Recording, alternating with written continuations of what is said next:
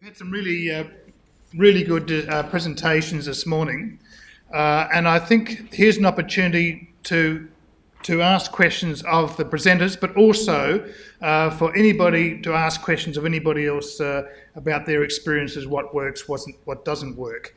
This is the part I think that we will learn much more from the experiences of all of us, and I might refer to some of the experiences of people that haven't been here as well, including the Bundaberg people with their $2 bounty.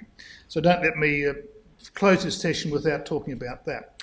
During the course of this session, I want to ask a couple people who weren't giving full presentations this morning to give us a couple snippets of what they've been doing. Darryl King, who's been doing some work on refugial nests, David Hunt from the Cranbourne National Botanic Gardens, or Cranbourne Botanic Gardens.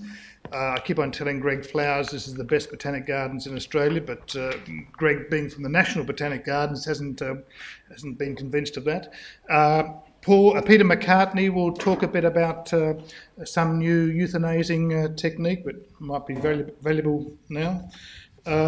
And Ricky Spencer might be able to, who's doing some work with Wollongong, might be able to fill us in on a few things there. But here's the chance that for us to ask any questions of each other and learn from the experience. One of the things that I wanted to ask the people out the front was, how do we maintain the community interest in trapping? If we accept that for a lot of the parts around the East Coast, we're going to either have community groups in just doing it themselves or connected with local government activity. What's been your experience, Paul and Martin, in terms of engaging the people from when you're doing it from the council perspective, getting them involved? And there'll be a few others here from the Sydney councils as well, and that have had a bit of experience. North Sydney, I don't know where the guys are here now still, but your experience as well. So how are you going about getting the community involved and maintaining their enthusiasm? Okay, okay, thanks. Thanks, Bill. I'll go first. How do we continue to keep on going involved? It's a bit of a holistic question. Media, because I'm a local council, I'm not allowed to speak to the media. The community volunteers are. I can direct the local papers to our website, and then they can get all the information from there, and they can put articles when they choose. That has been effective. The use of the volunteer area coordinators. If the volunteer area coordinators, I guess they've got a lot of energy and power. It's you know, they can probably do it like 100 times more what I can, and that comes from, because the community see the volunteer area coordinator as a member of the community, where they see a council person as as an employee, and it's so a message coming from the community to the community is far greater. Okay. Yep, we've done 50 workshops, and over that time since we launched the program in March 2011, we've had 716 people come through, but we are starting to see it wane. We're only getting up to about a dozen people coming through the workshop, so that's a bit of a concern. But you know, we had, Ricky and I were on ABC Radio 2 weeks ago, as I mentioned, and that creates a flurry of interest, and people start ringing in, and the phone calls start coming to book into a workshop. We have a council page in the local free rag that goes out, the advertiser, and once a month we advertise the workshop in on that council page. Events like, you know, home restoration or backyard festivals or spring into wherever events, we're at that, and it's really surprising how much interest there is out there once people know that there is a program. I do a lot of talks at garden clubs. We have a bush care program which has been going for 15 years. Like Marty, I used to work in with the bush care program, so I'm talking to a lot of volunteers, and we do, you know, there's forums, and I give a talk to those from time to time. Yeah, it's a continual job. There's never an end to it. You have to continually promote. It's something that you just have to accept if you want to attract more numbers. And the point that we make at the workshops is that it is a numbers game. one of the slides that we put up at the workshop is this exponential growth in minor bird numbers over time, over 4 or 5 years. And, you know, people come along and they may feel despondent because they've only caught 1 or 2 birds initially, and we make the point that, you know, it's not one trap going around 3 or 4 people, and we make the point in the workshop, we don't want you lending your trap to friends, family, neighbours, because you're going to be called up on it. No, get them to come to the workshop. So we ask the people who do come to the workshops to become like street ambassadors, if you like. Take a heap of brochures, become, you know, tell your neighbours about it, and get them on board as well, because it's about the number of traps out there across the landscape that matters. It is a numbers game after all. So that's just a few of the ways that... Okay, well, thanks for that, Paul. Now, Courtney's from the Eurobodalla Shire or Council, or city, or it wouldn't be a city council yet, Courtney. In the sticks a bit, yeah, okay. Now, anything that you've been doing that's a bit different from what Martin and Paul have been doing? And then I want to ask John McRae, people who are actually on the frontier, how to actually, and Peter Bird, how to actually get people in areas where there's low minor numbers, how to actually get them interested or even aware. And there's a good question first thing this morning about why would people up near Mildura be interested. So if you can just tell us about what you've done down in your area there. Yeah, so we've been running a program for 5 years as well, and similar to what Paul and Martin have said, but I've found that having a council officer and the volunteer coordinator of that area being together in the local patches, so going to the evening community association meetings, going to the local clubs on a Friday evening, going to the local plant swaps, Rally for Recovery stalls, standing at the local corner on a Saturday morning when people are buying their paper and milk with the local coordinator and the council person being me, has been a really huge help to show we're still working together. Council is still there supporting the local community. And I just think that's really just cemented in. And again, 5 years down the track, same you see the levels of interest, peak and trough.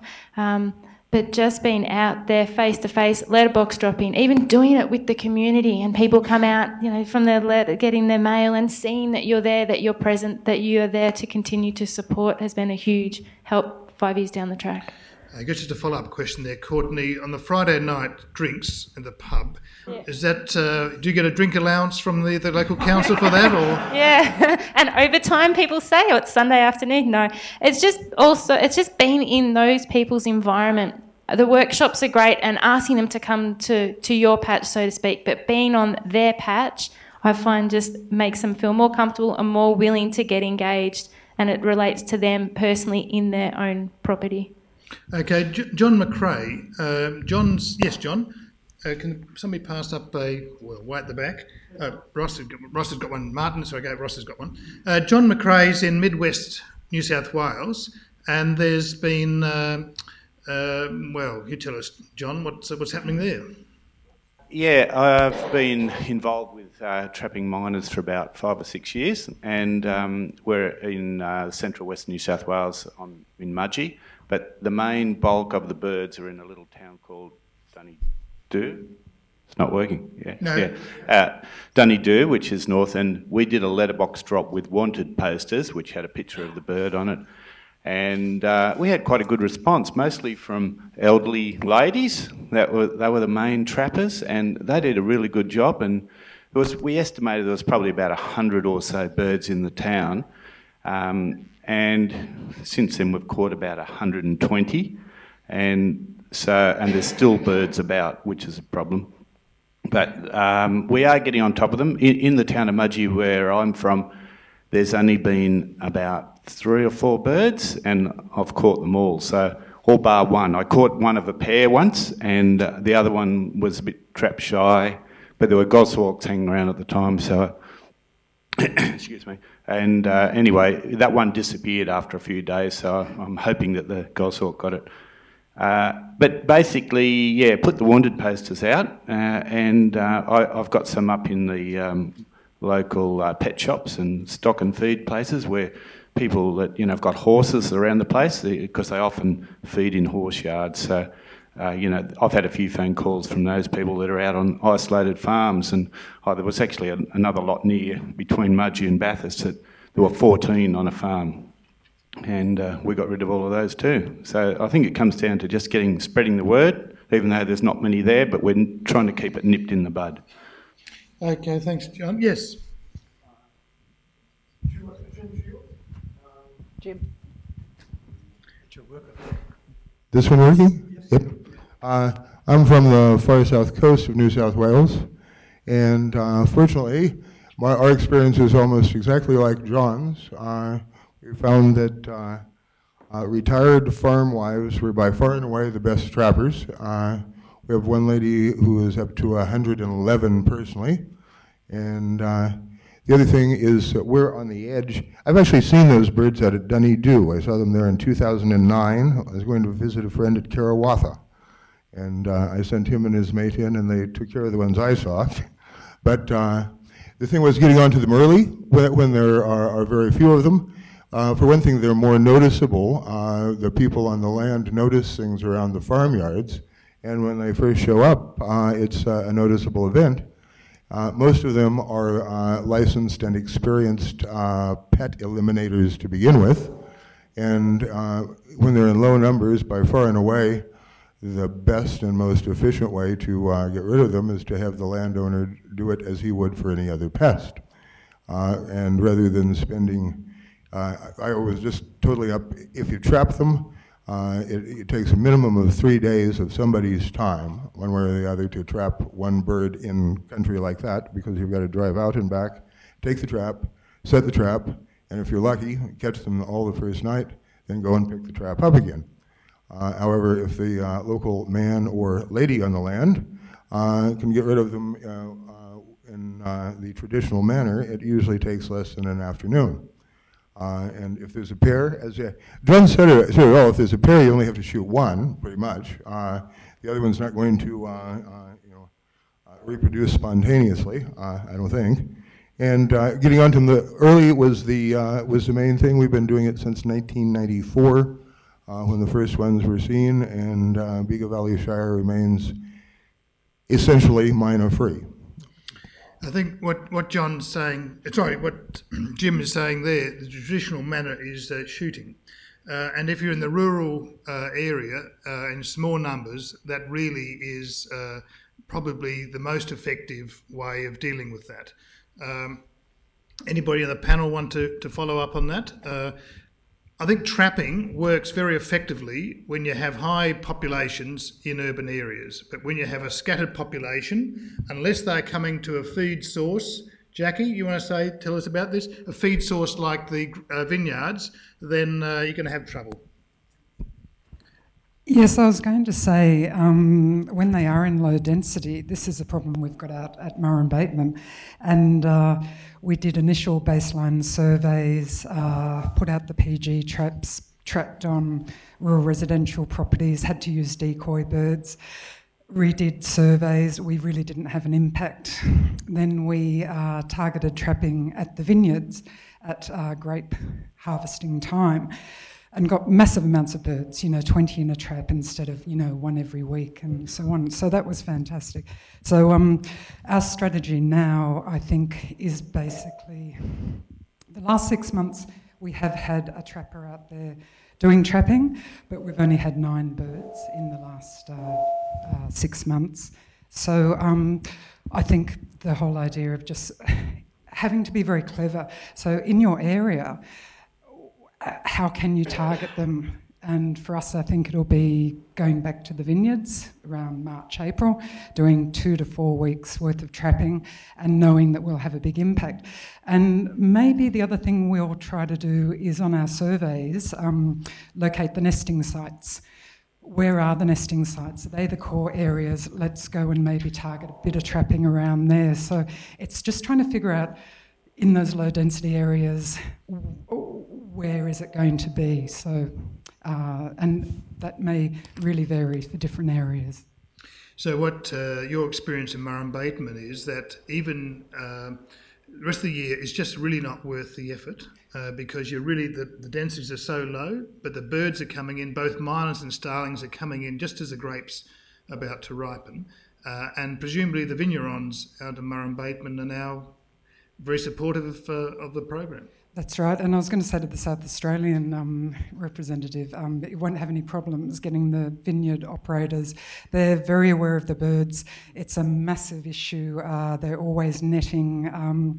They know starlings are a massive problem, and they've been very easy to engage. And well, on that point, Julia Gibson, the Yarra Valley, a lot of vineyards, a lot of miners.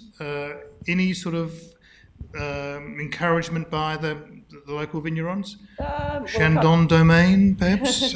Well, from what I gather, in fact, one of our members, he works in the Yarra Valley, so there is a bit of interest in trapping.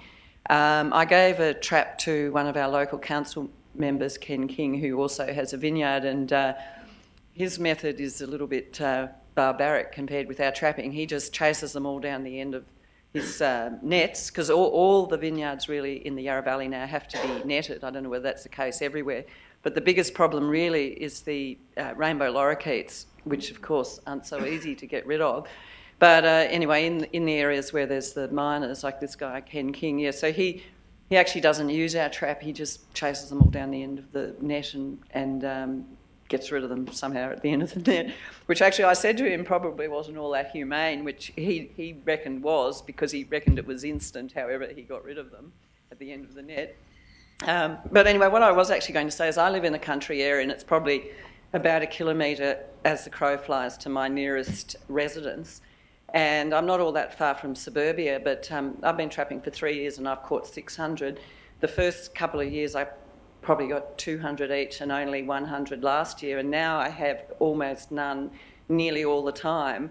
And what I just find it so amazing that the traps work so well that, you know, I might see a pair come in and I usually find by the second day they're in my trap. And I have my trap set up on the edge of my loading ramp of my cattle yards all the time. It's above ground, about this far off the ground, and it's up high because I've got dogs and otherwise they get the feed. And if I see the birds around, I make sure there's a bit of free food out there, and I find the crows will get it. I used to have problems with the magpies, but I don't seem to have them anymore. And yeah, I'm just astonished, you know, how they go in so readily. I think they're just so keen on food. And perhaps particularly in wintertime when there's not too much insect life around and they're desperate on a cold day for an easy feed? Maybe. I've got a couple that have been sporadically visiting at the moment. I haven't got them in my trap, so I guess that's a bit against what I said a moment ago. But I find in the spring, you know, they go in very readily. So I think it's any time of the year, really. Okay. I just think the traps work wonderfully.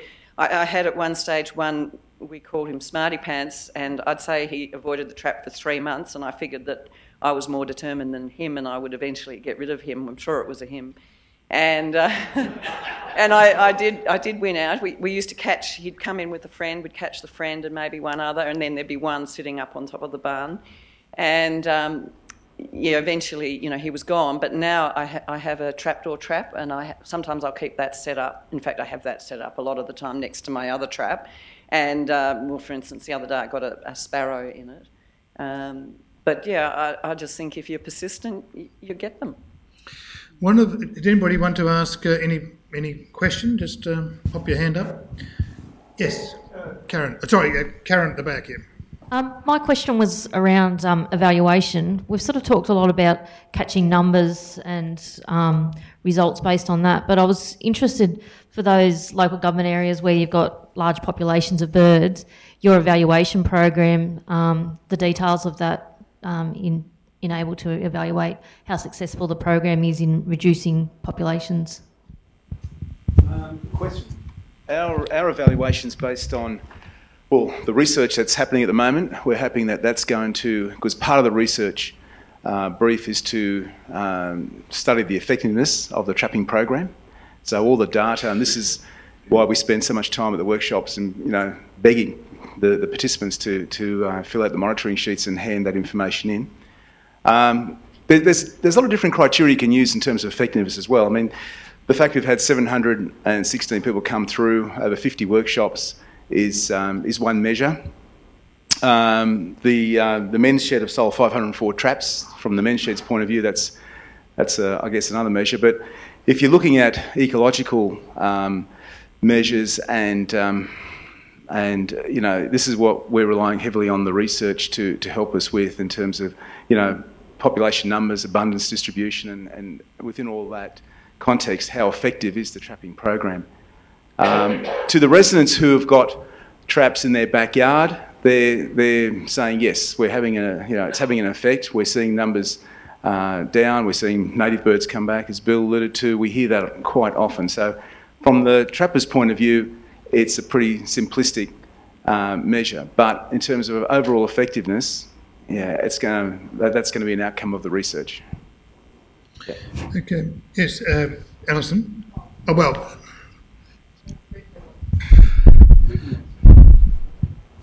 And then Jackie. My question would be to Susanna. You stressed that you didn't go anywhere near the trap during the day. Would you, and we in our organisations don't seem to have picked that up as strongly as you seem to stress. Would you like to comment on that?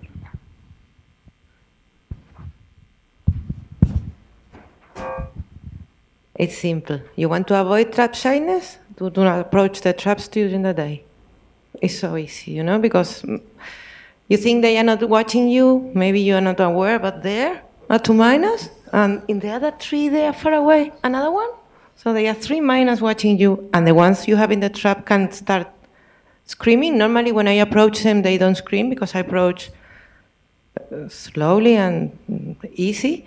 But if the ones that in the trap start screaming or making the alarm call, it will not be only 3, it will be 20 eyes looking at you, you know, today, tomorrow, the next day, next week, next month. At the end, they will finish relating traps and humans, and you will have the trap shyness, and then what to do? That's your research telling you that to Andrea? Our experiments, certainly in captivity, have shown that any social alarm call will produce learning, will produce avoidance. And, you know, very correctly, as you say, all the birds that are watching in the tree are birds that will become trap shy, there's no doubt. And so I wanted to just marry that idea of the issue of trap shyness and the behavioural adjustments to trapping with the issue of evaluation.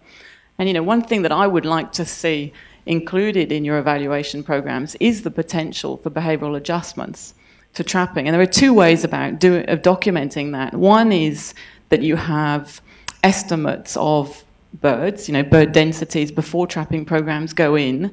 Then you continue to monitor the success of those programs and whether you're making an impact. And of course then follow those and relate those back to trapping pressure, you know, just as Daryl did, to make sure that abundance isn't going back up despite the fact that trapping pressure is continuing. That would be a first sign of behavioural adjustments to trapping. The other possibility, of course, is to have in your evaluation sheets a question where you ask people whether they are noticing birds that are systematically there but not entering traps, and to document that appearance of birds that are trap shy. And I think we need to be on the lookout for those sorts of changes to make sure that we're not ultimately going towards populations that won't be trappable. Okay. Yes, Alison and...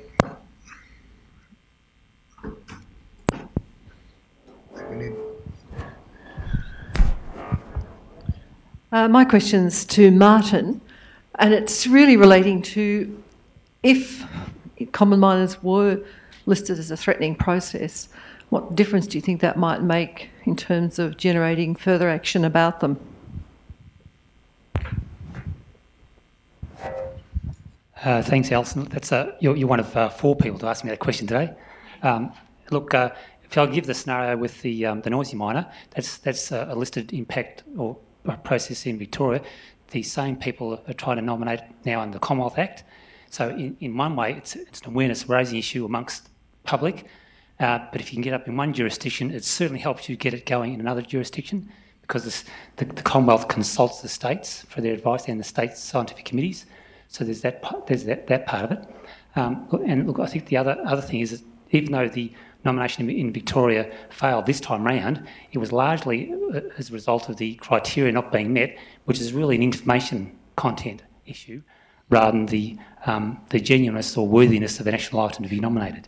So I'm hoping that at least has been raised amongst birding groups, but also action groups throughout Victoria, let alone elsewhere in Australia, that they say, okay, why did this fail? Okay, this is the reasons why. And we've heard some information today, particularly amongst the researchers here, that I think can be captured in a way which would make a re-nomination a possibility. And if that information was put together, you can make a nomination again tomorrow for Common Miners Victoria. The committee would have to reassess it again with that new information. So it's not that the system says, right, you've assessed it, that's the end of it. It's just the first time, so you can keep re-nominating things when the more information becomes available.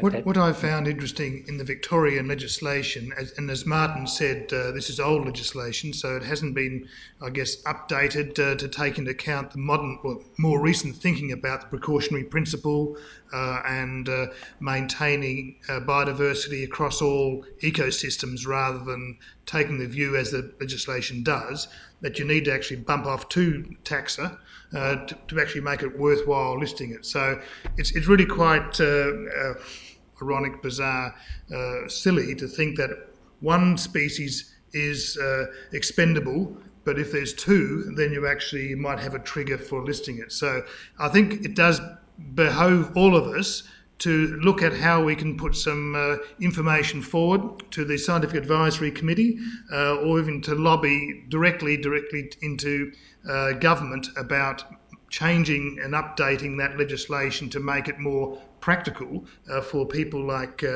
Martin to give basically good advice to ministers and that they can act on.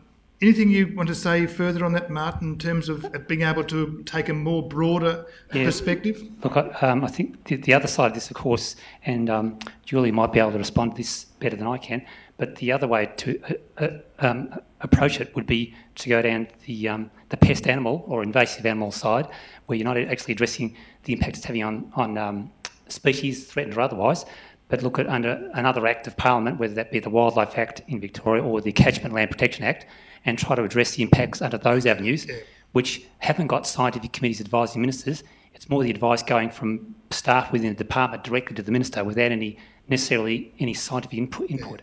And then that's a simpler method, but it might not be so easy to do. I'm not really sure. I'm not familiar with the way that might work. Well, Peter Bird, I guess that really is the way you were saying you would approach that if you were up in Mildura.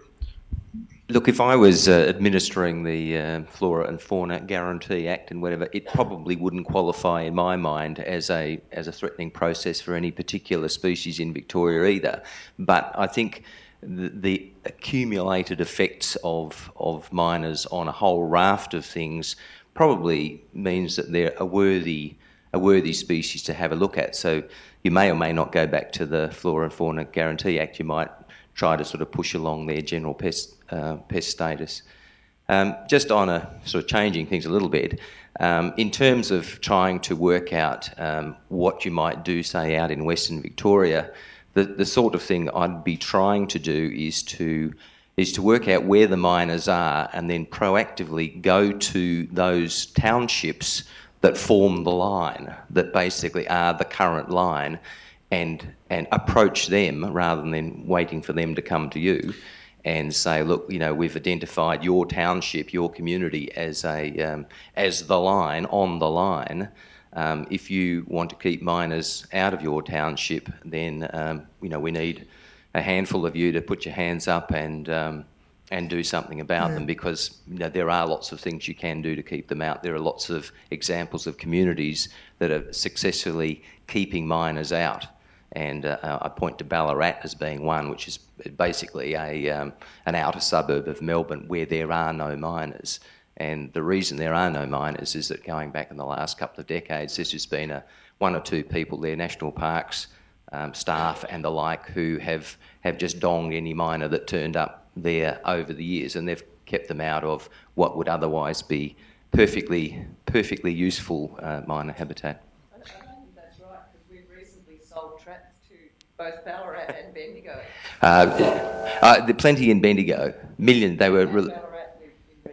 Yeah, look, they're around the edge. They're around the edge, but basically there weren't. When I went and ran a workshop there 18 months ago, there were effectively none in the town. Okay, Alison, you got just a comment on that? One of the things that occurs to me that I think needs to be put into this equation is that with current habitat modification, habitat loss, and the impacts of climate change as they progress on native species, this really needs to be put into the context of legislation, because you can't just look at them in isolation as has been the past custom, I think, because all of these impacts now are starting to put greater pressure on native species. And if you've got a very viable species like in common miners who can adapt so flexibly, that starts to put the balance right out of kilter for native species. There's a man up the back with a red jacket. Got a mic to him quickly? As a euthanaser of minor birds locally, one of the things I'm picking up today was that there's a lot of behavioural things associated with minor birds that having an awareness of is helping me have some ideas of better trapping or how to go about the process. One of those is the bird calls, for one. And also, activities. I've worked out that I euthanise my birds in the evenings. And I did that primarily because I had a neighbour who thought I was being cruel. And I now realise that now I've been going near these birds late. They aren't putting out distress calls, and then so I'm keeping on trapping. So I've been doing things, but I haven't understood what I've been doing, what the effect is. And one of those things is that my greatest source of information has quite often been the websites, and it would be very useful to have on the websites things about behaviour, things, the distress call, for instance. So there's information that's all over the place. And if it could come together and you could have some ideas and some good methods of trapping and food sources, the type of food that you're selecting at the time. So, it would be good if there was one site that other people could even refer to that would have that information. Okay, there's some good thoughts there. Lady at the back, and then Jackie Stoll.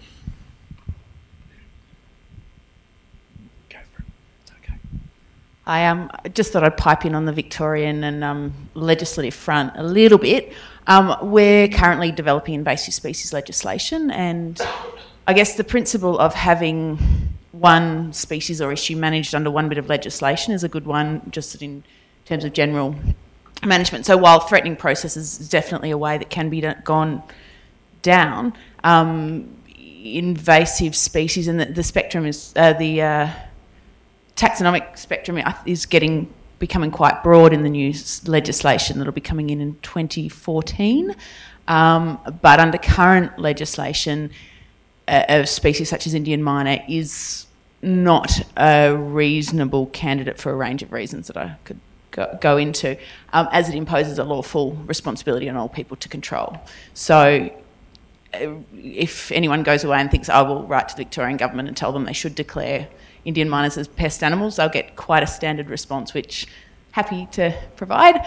So just following on down that, and this under the new invasive species legislation, it's being developed to be a bit more of a flexible approach with a range of subordinate tools, which hopefully then once that's in place, we can start looking at how we deal with some of these species, whether there's the potential for managing them in different ways in different parts of the state and other such things, such as the western part.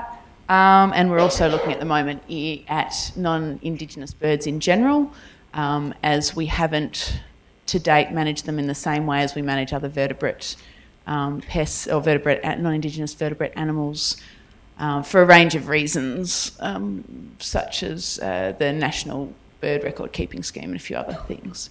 So they're just a few developments that will be hopefully coming in the near, not too distant future in Victoria. Okay.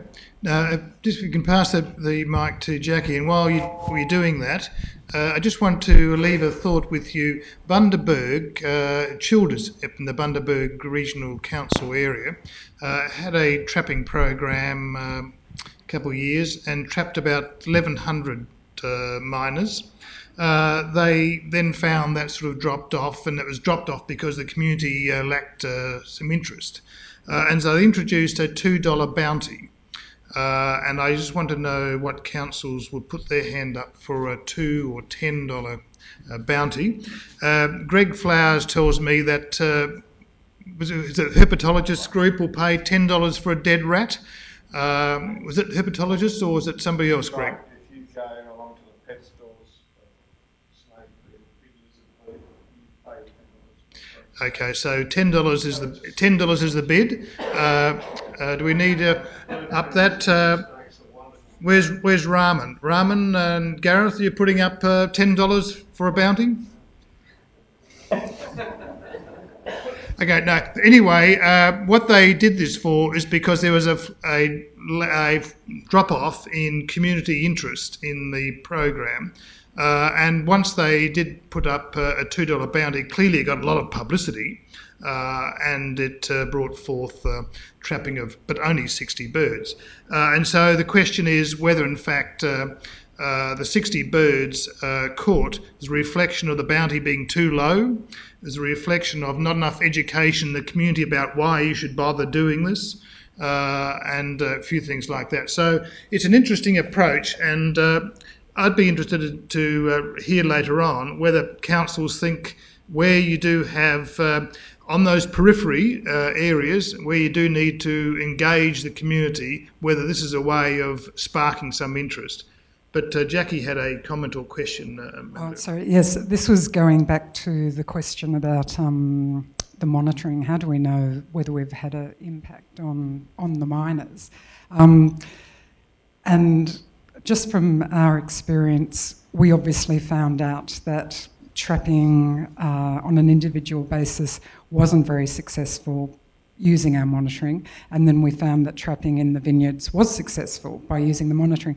Now, those surveys are in fact really quite simple, and in a sense I think people put their own barriers up in terms of saying, oh no, it's too hard. But basically what we did was a bicycle survey where you listen for the bird call on a set route that took a timed amount of time. It was about an hour around the Murray Bateman time. So basically you need to do something that is repeatable and is timed, and it's as simple as listening for a bird call, and we all know what the Indian miners sound like.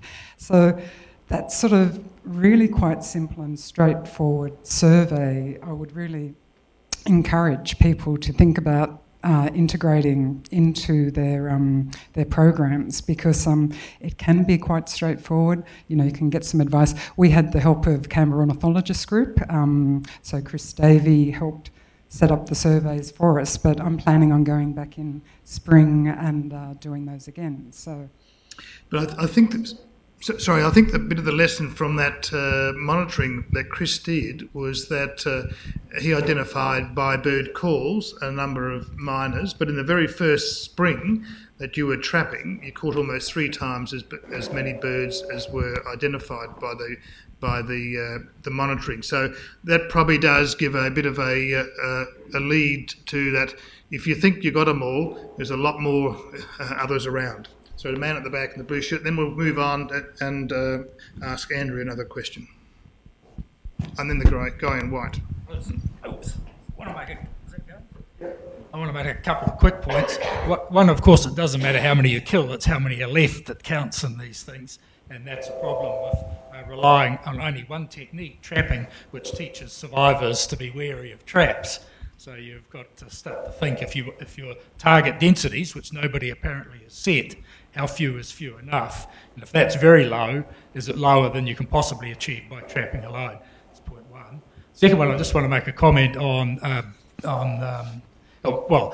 component of that is, of course, that you should use the methods first that teach survivors least. use those methods before you use methods like sort of blasting with shotguns, which is going to teach the survivors most. Now, this final point really on bounties. A couple of places where bounties have been used on miners, one semi-successfully is on Artu Island and the Cook Islands that Susanna went to, where they initially, to involve the community, it was 3,000 hectares and a few hundred people, and they paid a bounty of $4 and then $8 New Zealand per miner, and probably got 20% of the total population. This is an eradication attempt, so it was the first step as an initial knockdown, and for encouraging the people to support the real eradication that's still ongoing. That might well have been a good idea. The other one was on Whakaofa Atoll in the Tokelau's, where a few jungle miners, as it turned out, turned up off a ship, and the bounty was $200 per bird, which is a lot of money. That's months and months of salary for those people. And so they caught a bird as a call bird and put it in a cage, and some small boys threw a rock at a miner in a tree and hit it, took it to the chief who had the money, and he looked at it and the bird opened one eye. The chief put the money back in his pocket, wrung the bird's neck and said, I killed it. And the boys went away and let the call bird go. So there was a perverse outcome of a bounty. Okay, the man in white. Sorry.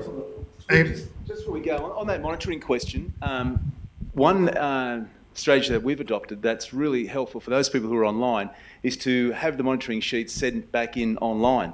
So they can go to the council website and download the latest monitoring sheet, which is a 3-monthly sheet, and fill it out electronically online, save it to your desktop. So the number of birds sighted, number of birds trapped, and tick the box if you put the trap out or not.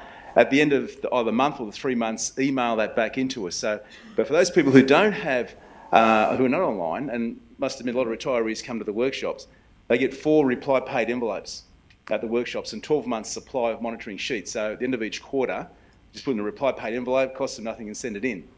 But having said that, we're still only getting 20% thereabouts of the monitoring, of the participants sending back monitoring. It's an issue that Rick and I were just discussing during the lunch break. You know, we need to now start phoning these people up who are not sending their monitoring numbers into us so that we can feed that into the research. But it is a big problem. Yeah. Look, I guess, as a scientist, I really cannot overestimate the importance of those evaluations. And I think they serve, at the end of the day, they serve 2 purposes. We were talking about how to keep volunteers engaged. The sorts of graphs that Bill puts up showing that, miners are declining when this trapping started is, one of the keys to keeping volunteers engaged. It shows that what they're doing is working. So in the long term, it may seem a lot of work, but it's going to allow your program to survive longer, I think, and avoid the volunteer burnout. The other purpose that it solves is we need to think about impact at the end of the day and what we really mean by impact. Reducing numbers of miners isn't the whole story. In fact, if we want to show that we're really having an impact, what we would need to ideally show is that other species are increasing as a consequence of miners being removed. And that's a part of the puzzle that we should be thinking about as well. And I guess it's difficult for the lay public to go out and do proper transects and count all bird species. But ideally, if there were ornithological groups in the area that are willing to, to do surveys of other species, and we could get some proper data showing that when miners are removed, other species increase, then we would have the scientific data. Not quite scientific, but, certainly some data supporting the idea that it's really worthwhile in the long term. So I just cannot emphasise the importance of evaluations of trapping programs. I think without them, there's a lot of investment of... That's great, Andrea. In fact, that's a very good segue to David Hunt from Cranbourne Royal Botanic Gardens to talk. But while he's coming down, the man in the white...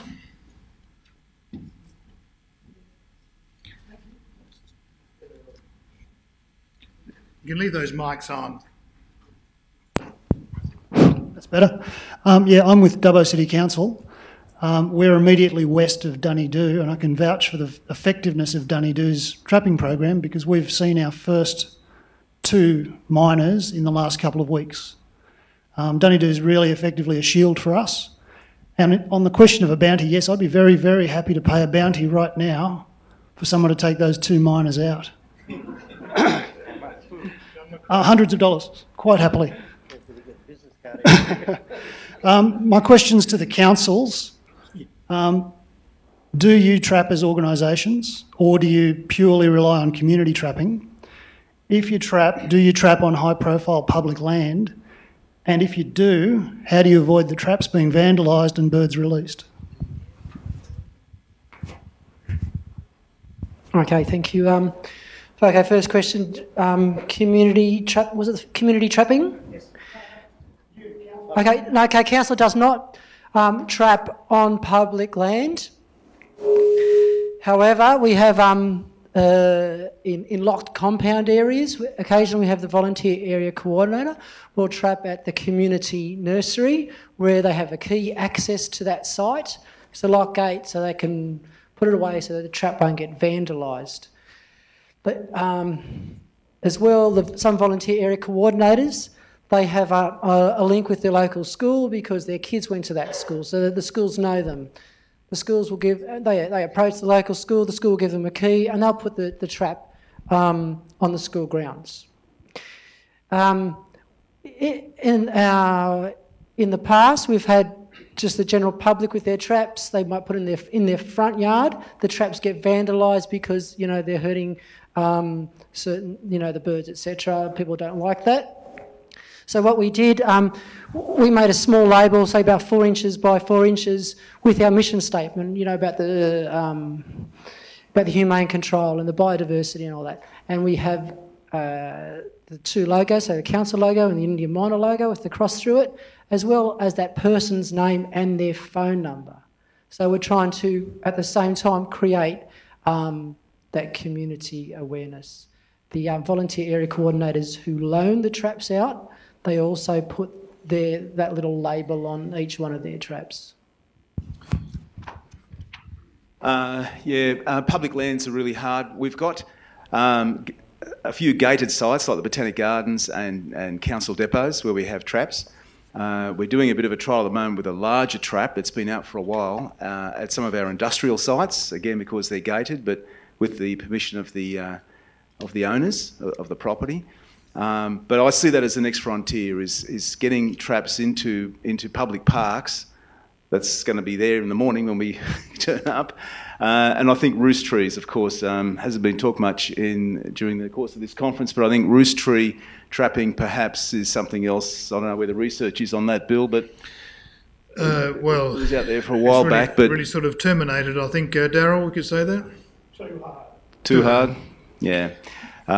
We talk a lot about roost trees during the workshops, and people have identified roost trees in their yard, and if it's in their yard, we can say to them, well, look, it's a tree that's exempt from the tree management order, you can take it down, or if it's in a public park, council may come and remove it, like Canary Island date palm or something like that, if it's a weed tree. But the public spaces are very challenging, and it's I guess a bit of a criticism that we get in that, well, why aren't we doing something on the council managed land? This is the only pest species program that engages the community to want to take a control, some sort of control works because it's on private land. And really that's the incentive for the people to come along to participate with the program. But really conscious too of not loading up volunteers with a lot of extra work, and that's why the monitoring part of it is something that we really stress heavily during the course of the workshop. Are there any councils, officers here, in which the council is doing the work themselves, setting traps and managing traps and stuff like that? Anybody from Sydney doing that? Well, Courtney, you've got the community, but... yes, the Gold Coast, yes. Gold Coast do their own trapping. They have their trapping officer, or their pest officer as they call him. They do all the trapping themselves. I don't think they attempt public land because it's nearly impossible. But Gold Coast is a very unique area because the reason they get called out there is not because people are losing their birds, it's because people are getting their washing pooped on. So Gold Coast is a rather unique thing. They've got 30 odd traps up there. The program works all right. It's run totally by the council. But back on the council thing a little bit, as a totally volunteer organisation with a little bit of council support, we find it disappointing that we cannot get council assistance in their own areas. I can understand public parks. We've tried public parks ourselves with council permission. And we get constantly people just coming up and saying, oh, what do you got there? We actually have to sit somebody within sight of the trap to even attempt it. We've never caught a bird on public ground. But it's really annoying when you can't get the council to trap on their own tips or their own waste areas. That is really annoying. Okay, pass it down to Julia, and then I want to ask Robin Jones from Brisbane, as to what you're thinking up there. Yeah, I just wanted to say I think it probably really just takes a very interested person in the council, and I recently gave a talk for Banyule City Council in Melbourne, and they're doing trapping in their public park, and they just hide the traps behind like a pile of dirt or something like that, or even if they've got some sort of fenced off areas, they'll put the trap in there. And yeah, they do have a little bit of a problem with the traps being vandalised from time to time, but you know, they've trapped a lot. And yeah, there was one other. Oh yes, Melbourne City Council too. We've had interest from them, and they're very keen to start trapping there, but they just haven't quite worked out how they can do it without sort of confronting the public. Yeah, well, certainly here in Canberra, we have an agreement with the ACT department that our trappers will only trap on private property. We do not encourage people. In fact, we tell people not to trap in public lands, and certainly not in the nature reserves, unless, like the Watson Woodland Bird Group had authority to do that in the adjoining nature reserve or nature area. But we certainly want to maintain a community, a level of community responsibility, and if the community who might be concerned about seeing birds in traps see those on public lands, then I think we're going to get a bit of stick for that. Now, Robin, do you want to say how... Robin Jones is from the Brisbane City Council, and you can tell us what your thinking is at the moment, Robin, in terms of whether you do it as a council, whether you do it at all, or whether you rely on the community, or whether you do an integrated approach. A lot of public call for members of the community who would like a trapping program to be undertaken. Because Brisbane's such a large city, it's not an easy thing to try and implement. We've investigated having traps made by the Men's Shed, they're not interested. Endeavour Foundations, they're not interested. Just trying to get traps made has become a problem for us. And then euthanasia stations. The public want a trapping program, but they don't want to have the responsibility of euthanasing. So we're coming up against a lot of issues. We would like to implement a trapping program across the city. It's finding a method to do it and do it successfully and keep volunteer coordinators motivated to do it. Yeah.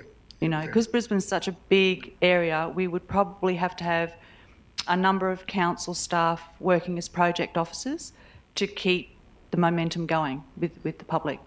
Yeah, so at the moment we haven't got anything established.